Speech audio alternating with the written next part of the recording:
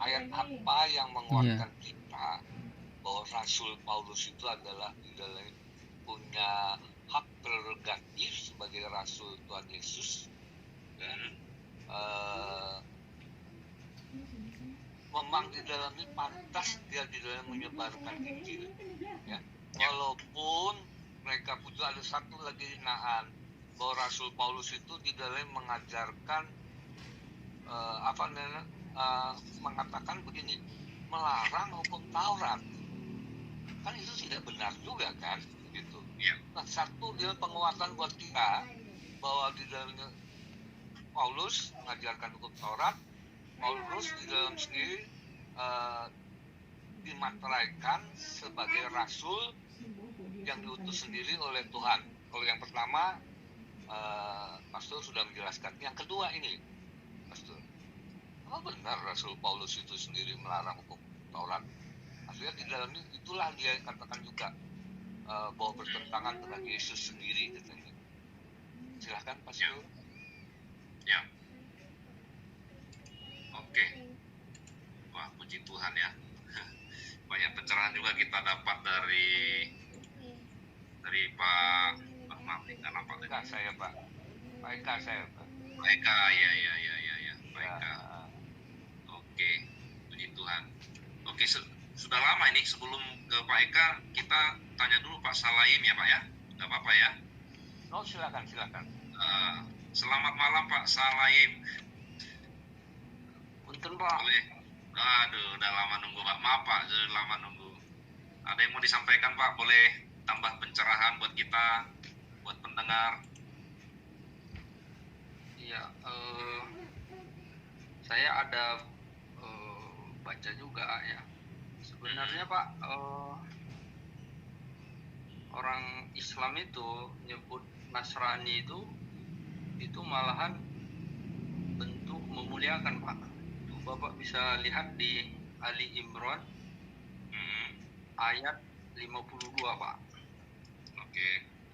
Ini di situ Tuhan katakan ya, falamma ahassa Isa minhumul kufra qala man ansari ilallah qala al-hawariyuna nahnu ansarullah amanna billah washhad bi anna muslimun. Maka tak kalah Yesus atau di situ kita artinya Isa putra Maryam, dia mulai merasa ada pengingkaran ahassa Isa minhumul kufra. Kemudian dia tanya sama murid-muridnya, man ansari ilallah, siapa yang mau menjadi penolong agama Allah? Maka murid-muridnya katakannya qalal hawariyuna. Jadi murid-muridnya kalau di Al-Quran disebut hawariyun, kaum hawari ya.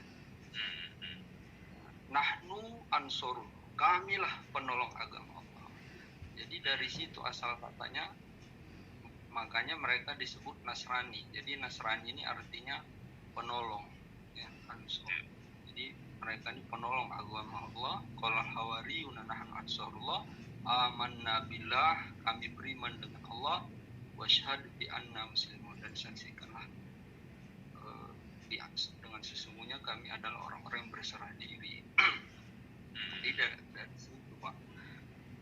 Dan saya tadi ada nanggapi Pak Eka itu Daud dikatakan tidak nabi. Saya ada buka dari situsnya Sarapan Pagi ya, di kisah Rasul pasal 2 ayat 29 sampai 30. Itu dikatakan gini Pak, saudara-saudara, aku boleh berkata-kata dengan terus terang kepadamu tentang Daud, bapak bangsa kita. Dia telah mati dan dikubur, dan kuburannya masih ada pada kita sampai hari ini. Tetapi ia adalah seorang nabi, dan ia tahu bahwa Allah telah berjanji kepadanya dengan mengangkat sumpah bahwa ia akan mendudukkan seorang dari keturunan Daud sendiri di atas tahtanya. Ayat di atas dengan jelas mengatakan bahwa Daud adalah seorang nabi. Ini di situ Sarapan Pagi Pak. Kemudian di bawah juga raja-raja Daud juga sebagai utusan Allah, diberi wahyu oleh Allah. Ya, itu raja-raja pasal 8 ayat 15 sampai 16. Dia berkata, terpujilah Tuhan Allah Israel yang telah menyelesaikan dengan tangannya apa yang difirmankannya dengan mulutnya kepada Daud ayahku. Jadi aku membawa umatku Israel keluar dari Mesir. Tidak ada kota yang kupilih di antara segala suku Israel. Dirikan rumah di sana sebagai tempat kediaman namaku. Tapi aku telah memilih Daud untuk berkuasa atas umatku Israel. Ini gimana Pak Pastor? Penjelasan. Ya, memang secara spesifik Daud tidak disebut di antara nabi, tetapi dia mempunyai juga pesan-pesan yang sifatnya kenabian, Pak. Terutama dalam tulisan-tulisannya, misalnya di kitab Mazmur gitu Pak ya. Di kitab Mazmur itu ada nubuatan tentang akan lahirnya juga seorang penebus, yaitu Yesus. Nah itu salah satu ciri nabi adalah dia menyampaikan sesuatu yang akan terjadi di masa yang akan datang. Jadi misalnya kita mau sebut Daud nabi juga tidak ada masalah. Memang ada fungsi nabi yang dia lakukan, Pak. Tetapi secara umum memang jarang sekali kita di gereja, di kekristenan menyebut dia nabi karena lebih dikenal sebagai seorang raja atau seorang pemuji. Ya, jadi ada perbedaan sedikit sih mengenai pandangan terhadap nabi dalam gereja, karena nabi itu di dalam Alkitab bukan puluhan Pak, tapi ratusan ya. Jadi artinya ada nabi yang memang khusus dipanggil oleh Tuhan untuk satu tujuan spesifik, tetapi di antara para nabi itu juga banyak nabi-nabi yang lain yang mungkin fungsinya tidak terlalu signifikan di dalam Alkitab, tetapi ada. Nah, khusus untuk Daud memang dia lebih menonjol kepada perannya, dua peran yang paling menonjol di dalam Alkitab, yaitu seorang raja, seorang pemuji. Nah, yang berangkat dari seorang gembala domba atau gembala ternak lah. Dalam perjalanannya dia menjadi seorang pemuji yang luar biasa. Kita mengenal dia di dalam kekristenan sebagai pendiri kemah Daud ya, kemah Daud, di mana ketika Daud mengambil kembali tabut Allah, lalu dia mendirikan kemah sebelum menjadi bait Allah yang dibangun permanen oleh anaknya Salomo. Dia menempatkan pemuji-pemuji 24 jam di dalam kemah tersebut untuk menyanyikan puji-pujian kepada Allah.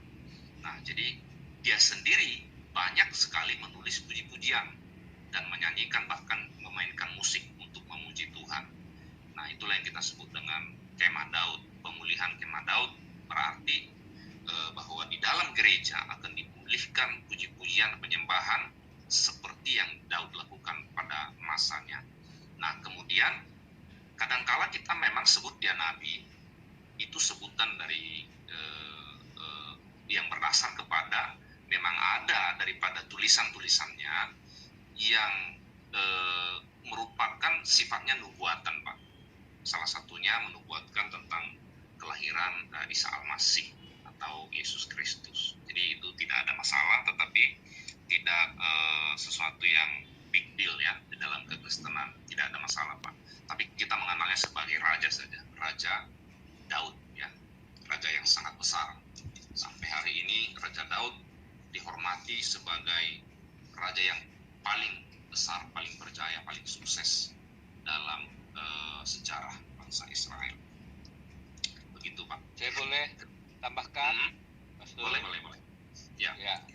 Jadi itu pun juga di dalam sendiri pandangan dari saudara kita ya, bahwa di dalam ini kan kita tahu Daud itu adalah seorang raja, apalagi di dalam sendiri dia punya dosa yang sangat besar karena di dalam dia berzina dengan Batseba, dan juga di dalam sendiri secara tidak langsung dia membunuh di dalam suaminya Batseba di dalam satu peperangan, ya, sehingga di dalam Batseba itu akhirnya jadi istri Daud, ya, istri Daud, ya, melahirkan anaknya itu di dalam sakit, tidak ditolong, ya, oleh Yahweh, ya. Maka Daud di dalamnya kita tahu asal muasal Daud kan sebagai seorang biduan, muncullah di Mazmur 51 keluh kesah Daud itu yang luar biasa, ya. Betul. Karena di dalamnya Yahweh tidak menolong dia sehingga anaknya mati, ya. Anak yang dilahirkan Batseba, ya, dengan Batseba. Tapi di dalamnya Pastor tadi menjelaskan bagus, karena ada sifat-sifat di dalam kenabian dari Daud. Maka di dalam sini tadi pertanyaan Bapak tadi menurut saya juga menarik. Yang menarik itu kenapa? Karena di dalam kisah pasal para rasul disebutkan nabi. Ya, ada sifat-sifat kenabian dari Daud, yaitu contohnya, yaitu di Mazmur 22, yaitu dikatakan Eli Sabatani. Itu kan di dalam ucapan Yesus pada saat di dalam ini mau melepaskan nyawanya kan di kayu salib. Ya, Eli Sabatani. Tapi di dalam sini Bapak tadi bertanya nggak salah, karena di Muslim mempercayai bahwa kitab itu sendiri, kitab Wahyu itu di dalam satu Taurat, ya, Injil, Al-Quran. Tapi di antara itu ada yang disebut dengan sabur. Sabur itu adalah dianggap oleh tetangga kita, ya, ada saudara kita Muslim, ya, bahwa itu adalah pewahyuan yang dimana dikatakan itu adalah muncul dari Daud. Nah, Daud itu sendiri, ya, bahwa kita tahu bahwa dia seorang biduan, bukan seorang real nabi, ya. Maka muncullah di dalamnya kitab-kitab sabur itu sih, atau kitab-kitab Mazmur, ya, kitab-kitab Mazmur itu sendiri. Tapi di dalam sini kalau misalnya dikaitkan lagi ada anaknya kan, Solomon. Nah, Solomon itu sendiri di dalam tidak ada cerita Solomon, ya, anaknya itu sendiri adalah seorang nabi, ya, seorang nabi, tapi adalah seorang raja. Jadi di dalam persentase di dalam diri sendiri Daud adalah seorang nabi, ya menurut saya mungkin 10% lah, anggap begitu ya, 90% tetaplah seorang raja, ya, karena di dalam gara-gara anaknya itu Solomon yang dianggap oleh di dalam saudara kita Muslim adalah seorang nabi, ya. Kira-kira begitu tambahan saya. Terima kasih dengan Pak penanya itu, ya. Ya. Jadi Mazmur itu kitab untuk siapa, Pastor? Karena kan Mazmur yang namanya itu kan kalau di Islam Zabur ya bilangnya, itu kan yang namanya kitab suci itu kan melalui wahyu kan, dan syarat nabi kan dia mendapatkan wahyu gitu. Jadi artinya Nabi Daud itu dia mendapatkan wahyu sehingga dia ada kitab sucinya yaitu Mazmur itu kan. Jadi Mazmur itu, Pak, dalam bahasa Ibrani disebut Mizmor.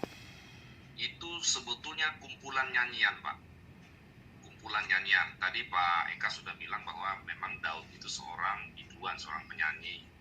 Nah, kumpulan nyanyian yang ditulis. Jadi Mazmur itu bukan hanya Daud penulisnya, tetapi ada juga Asaf. Asaf itu seorang pemimpin pujian yang ditugaskan oleh Raja Daud di dalam Kemah Daud. Nah, Kemah Daud adalah tempat peribadatan sebelum Bait Allah yang permanen dibangun. Ya. Karena yang membangun Bait Allah yang permanen itu adalah Salomo, anaknya Raja Daud. Walaupun persiapannya sudah dilakukan dari zaman Raja Daud. Nah, kembali ke Mazmur. Mazmur itu sebetulnya kumpulan nyanyian, Pak. Bukan sebuah kitab kitab wahyu khusus, bukan, tetapi nyanyian-nyanyian yang diiringi oleh kecapi.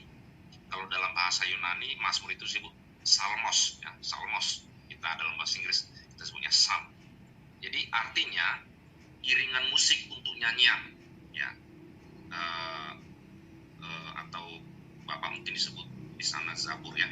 Jadi dia adalah kumpulan nyanyian yang dipakai atau bisa kita sebut sebagai kitab puji-pujian yang dipakai atau dinyanyikan oleh para pemuji di kemah Daud tersebut. Tujuannya untuk apa?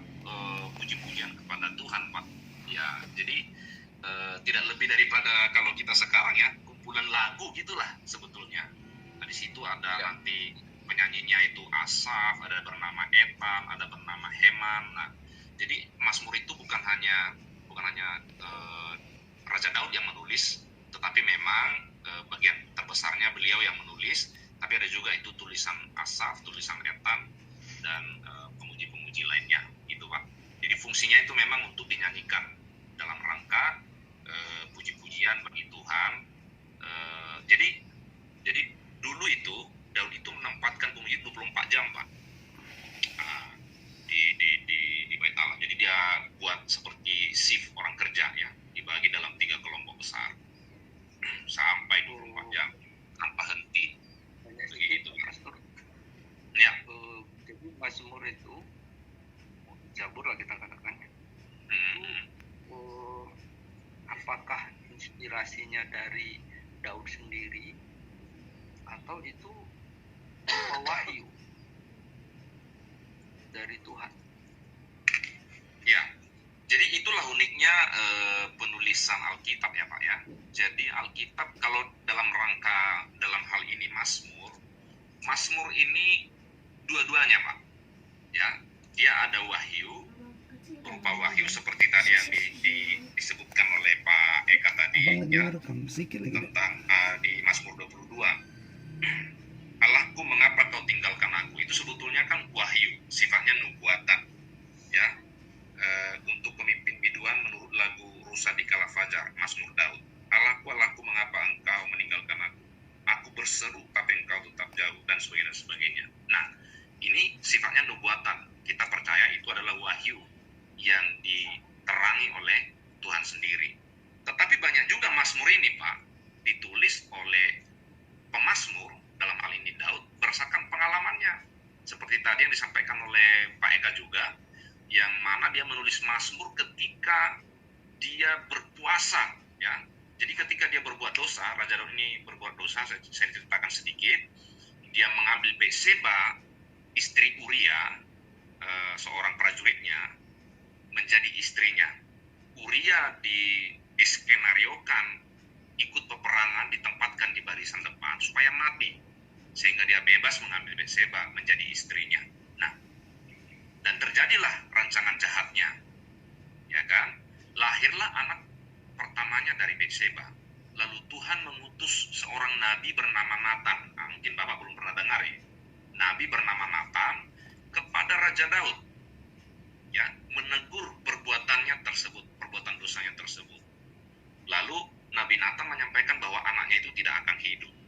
Nah, Raja Daud mengambil sikap menyesal dan berpuasa memohon apabila dikasih kesempatan anaknya hidup. Dan memang tidak hidup Pak, ya, mati. Nah, lalu dia tulislah kitab Mazmur berapa tadi Pak? Pak Eka? 51 ya? 51.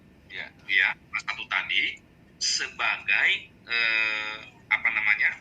sebagai ungkapan perasaan hatinya, penyesalannya, ya. Saya baca sedikit Pak. Jadi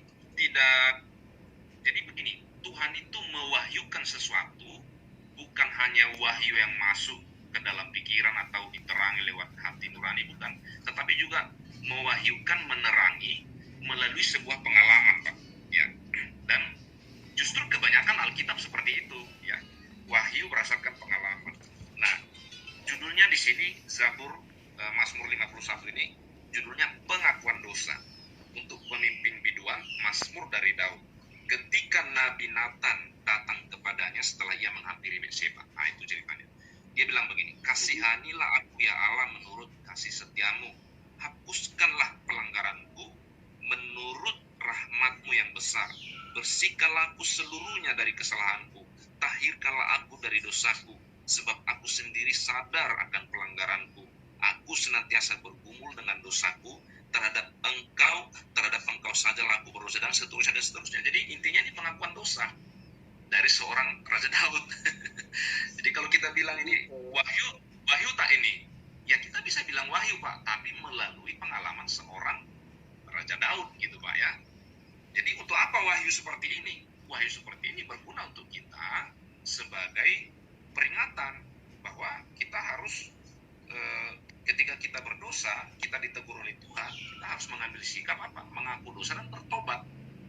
Bukan menentang ya, dan tertahan di dalam dosa. Tetapi seperti sikap Daud ini yang bagus. Memang dia berdosa. Nah, Alkitab itu nggak menyembunyikan dosa-dosa Pak. Ditulis terang-terangan. Dosanya ditulis, tetapi apa yang terjadi setelah itu? Daud bertobat, mengambil sikap di hadapan Tuhan, minta ampun, minta dibersihkan dosanya, minta diampuni dosanya, dibasuh hidupnya. Bahkan dikatakan ayat 9, bersihkan aku daripada dosaku dengan hisop, maka aku akan menjadi tahir, basuhlah aku, maka aku menjadi lebih putih dari salju. Nah, ini sikap yang rendah hati, Pak. Ya kan, ketika ditegur, dia mengambil sikap bertobat gitu, Pak. Jadi, wahyu tak ini? Wahyu, Pak, tapi melalui pengalaman. Ini hampir mirip dengan Adam ya. Kalau di Nabi Adam itu kan ketika dia melakukan kesalahan, dia kan berdoa, dia kan Rabbana dzalamna anfusana wa illam taghfir lana lanakunanna minal khasirin.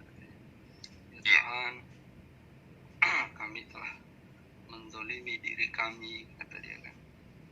Ya Rabbana dzalamna anfusana wa illam taghfir, dan jika Engkau tidak mengampuni kami, lanakunanna minal khasirin, sungguhlah kami termasuk orang-orang yang merugi, kata dia kan. Ya, jadi kembali seperti kata pastor tadi ya, bahwa Mazmur itu tidak semua wahyu gitu. Jadi artinya Daud ini kan dia menerima wahyu berarti, walaupun tidak seluruhnya. Jadi kalau setiap insan yang menerima wahyu dari Tuhan itu kan nabi itu kan definisinya adalah yang menerima wahyu dari Tuhan kan. Kemudian Daud ini menarik, tadi ada nyebut puasa ya. Saya jadi teringat bahwa ada salah satu hadis Nabi Muhammad ya, dia katakan seperti ini, bahwa disunahkan puasa kan Senin dan Kamis katanya kan. Sebenarnya hari Senin itu adalah mengingatkan hari lahirku, jadi lahir dia kan. Kemudian dia katakan bahwa sebaik-baik puasa adalah puasa Daud kan. Puasa Daud itu artinya satu hari puasa, satu hari berbuka. Jadi menarik tadi pastor baca Mazmur itu ya, pengakuan dosanya. Dan di kitab suci juga banyak juga yang walaupun ini perkataan Allah ya atau Bapa, tapi dia mengutip dari perkataan nabinya gitu. Misalnya perkataan Nabi Musa, ya, perkataan Nabi Isa ya, perkataan Yesus. Tetapi ini sudah perkataan Tuhan, perkataan Allah yang dia sudah di dalam kitab suci. Nah, jadi seperti yang di Mazmur tadi kan, sekalipun itu dikutip dari perkataan Daud, tetapi dia sudah masuk kepada perkataan Tuhan ya. Jadi adalah mengutip. Seperti itu juga kalau kita dilihat di Torah kan, atau di Al-Quran, itu kan banyak ada perkataan seperti tadi perkataan Nabi Adam, tapi itu sudah masuk perkataan Tuhan gitu, karena dia udah masuk kitab suci gitu. Iya. Coba gimana itu Pastor?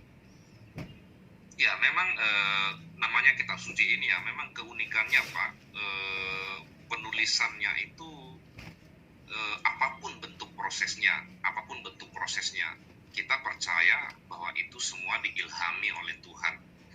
Ada wahyu yang bersifat langsung seperti pesan untuk peristiwa semasa, seperti misalnya Nabi Elia berpesan kepada Raja Ahab yang jahat di mata Tuhan.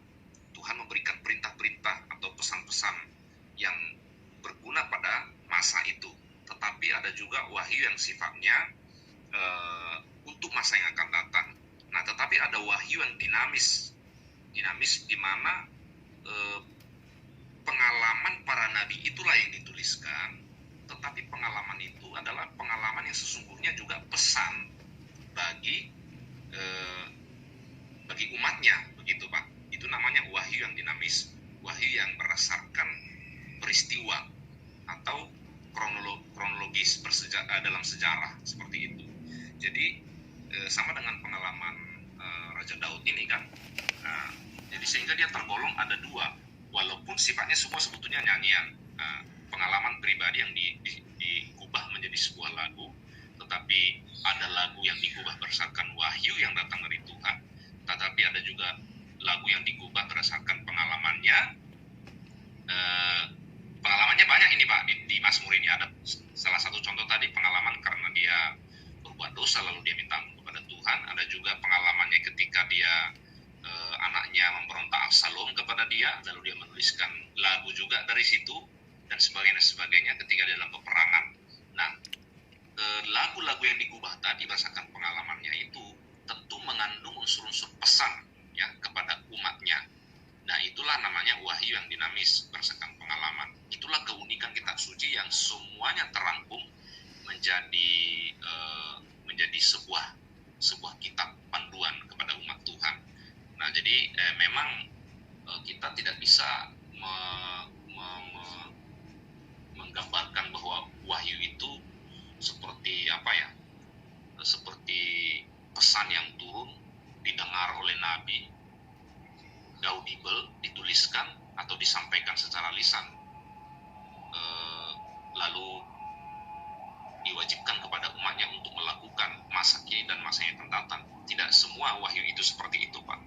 Nah, memang kita pelajari dalam Alkitab ya, dari Kejadian sampai Perjanjian Baru juga, semua peristiwa-peristiwa yang dialami oleh tokoh-tokoh Alkitab itu banyak sekali peristiwa-peristiwa yang sifatnya personal, tetapi juga ada pesan ilahi di sana. Jadi kita juga menyebutnya sebagai wahyu, gitu Pak. Tapi wahyu yang dinamis tentang peristiwa. Iya. Tenang saya. Kemudian gini, kalau di Islam ya, jadi kitab suci ini disimpan ya di Lauh Mahfuz, namanya fi Lauhim Mahfuz ya. Di Lauh Mahfuz diantaranya ya Injil, Taurat, Zabur ya, Zabur tadi yang Daud itu, kemudian Al-Quran, kemudian suhuf Ibrahim ya, kumpulan tulisan Ibrahim. Jadi dia kitab suci ini itu tersimpan di Lauh Mahfuz. Artinya bahwa yang diwahyukan kepada para nabi. Jadi sepertinya memang nabi ini dia ada membuat salah, tetapi dia kan maksum ya, jadi diampuni langsung oleh Tuhan ya, terpelihara dia. Sebenarnya kalau di definisi kalau di Islam ada belajar tauhid itu kan setelah mengetahui sifat-sifat Tuhan kan, kemudian sifat Nabi dan Rasul. Kalau di Islam itu Nabi dan Rasul itu dia terpelihara gitu. Jadi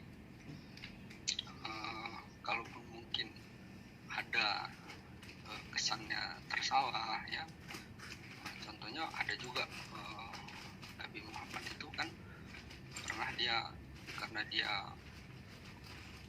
begitu menginginkan mendakwakan Islam kepada orang-orang dari kalangan pemuka ya, maka ada seorang buta yang namanya Abdullah bin Maktum ya. Jadi dia terkesan dia sibuk melayani pemuka-pemuka ini, dan Abdullah bin Umi Maktum yang buta ini dia seperti terabaikan. Dan Tuhan langsung tegur, itulah turun surah Abasa wa Tawalla, wah yang bermuka masam dan berpaling, katanya kan. Itu menegur. Jadi artinya bahwa Nabi ini dia nggak sampai tersalah sekali, karena dia mau tersalah aja langsung diluruskan oleh Tuhan. Mungkin seperti itu juga gambaran saya Daud ini dia tersalah langsung diluruskan oleh Tuhan. Begitu juga Nabi Ibrahim kan ada juga itu ya, seperti itu kisahnya, langsung diluruskan oleh Tuhan. Ya, gimana tuh? Ya, mungkin sebagai tambahan buat Pak Salayim tentang Daud ya, mumpung kita bahas. Jadi di dalam Alkitab satu-satunya manusia di luar Yesus lah ya, yang disebut Tuhan itu berkenan di hatiku. Kalau dalam bahasa Inggrisnya lebih mantap lagi, a man after my own heart. Itu hanya Raja Daud, Pak. Ya, di balik dosanya yang begitu parah, Tuhan mengatakan ia seorang yang berkenan di hatinya.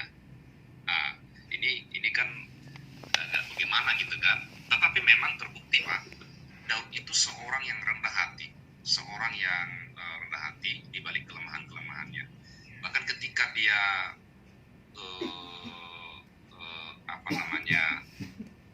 punya kesempatan, dia kan waktu dia masih pegawai di kerajaan Saul, raja pertama Israel, dia masih bekerja di istana untuk Raja Saul, tetapi dia sudah memenangkan, setiap dia pergi berperang dia selalu menang. Dia jadi lebih terkenal daripada raja sendiri, sehingga raja cemburu, dia menjadi buronan, mau dibunuh oleh Raja Saul. Banyak sekali beberapa kesempatan dalam perburuannya itu, Raja Daud dengan mudah membunuh Raja Saul, tetapi dia tidak melakukan. Bahkan ketika dia sudah mengambil tahta Raja Saul, ada satu anak daripada Raja Saul tersisa. Itu pun dipelihara oleh dia, dijaga, diberikan tempat tinggal, dikasih makan, tidak pernah ada balas dendam. Nah, itu salah satu bukti bahwa Raja Daud ini seorang yang murah hati, seorang yang rendah hati. Itu di luar daripada banyaknya puji-pujian yang menggambarkan cintanya kepada Tuhan, cintanya kepada baiknya, cintanya kepada firman Tuhan. Dari tulisan-tulisannya itu semua menggambarkan bagaimana seorang Daud, ya, seorang Daud yang wah, yang hebat. Nah, Daud ini kan raja, Pak, raja yang sangat berjaya sampai masa tuanya pun Alkitab mencatat dia mati dalam kemuliaan, rambutnya sudah putih dan kaya raya. Tetapi hatinya sangat lembut, dan dia ketika dia pergi ke satu pekerjaan sebagai raja, katakanlah berperang atau membuat apa, dia selalu bertanya terlebih dahulu kepada Tuhan, aku maju atau tidak, aku lakukan atau tidak. Nah, inilah seorang Raja Daud. Nah, dan itulah dan cerita itu bisa kita pelajari di 3 kitab di Alkitab, di kitab Samuel dan juga di kitab Raja-Raja dan juga di kitab Tawarikh, sebagian di kitab Samuel, dan juga lebih banyak lagi di kitab Mazmur, yaitu lagu-lagu pujian yang ditulis oleh tangannya sendiri. Nah, itulah gambaran sedikit ya, seperti katakanlah informasi buat Bapak, mumpung kita bahas. Saya senang Bapak bergabung masalah lain. Ya, senang sekali saya. Ya, iya, menarik. Masih ada yang mau disampaikan, Pak? Ya, itu aja dulu, mungkin ada kawan yang lain. Oke. Ya, saya kembali boleh ke saya Pak komentar, Pak? Ya. Saya silakan, Pak. mendengarkan ini terpaku saya. Ini pembicaraan antara seorang cendekiawan Kristen dengan cendekiawan Muslim. Saya ngelihat ya. Sama belajar gitu. Jadi saya ngelihat walaupun di dalam Biblia Al-Quran disebutkan ya bahwa di dalam sendiri agamamu, agamaku, ya. Ini kelihatan sekali saling respect. Kalau saya pindah channel, pasti saya ngelihat satu debat yang di dalam berseduka, ya, tidak nyaman kadang-kadang. Kalau ini seperti saya mendengarkan ya, ini yang disebut dengan saudara satu nusa, satu bangsa, satu bahasa. Amin. Terima kasih Pak Pastor dengan Pak siapa tadi, Salakim ya? Ya. Oh iya, saya jadi ingat satu panglima perang Pak Salaim ya, panglima perang dari negara Muslim ya, yaitu Salahuddin. Oh itu luar biasa itu Salahuddin itu ya. Walaupun dia menang perang, dia tetap respect dengan musuhnya yaitu Kristen yang dikalahkan ya. Itu luar biasa kalau saya melihat. Nah, itu seharusnya kita beragama itu ya, seperti di Islam juga kan rahmatan lil alamin ya, rahmat buat alam semesta. Ini dialog yang menarik buat saya Pastor dengan Pak Salahin ya. Itu. Bapak mudah-mudahan jadi ini ya Pak, Panglima Perang Salahuddin. Tahu ya Pak ya Salahuddin ya? Tapi Salaim ini bukan Salahuddin Pak. Salaim Oh, ini saya berharap Bapak sebagai Salahuddin. Oh ya? Salaim ini sebenarnya kalau di Arabnya selamat Salaim. Yerusalem. Iya. Oh, Saya berani. itu. Jadi Ya, Salaim itu berani. sebenarnya salom gitu Pak, salom gitu.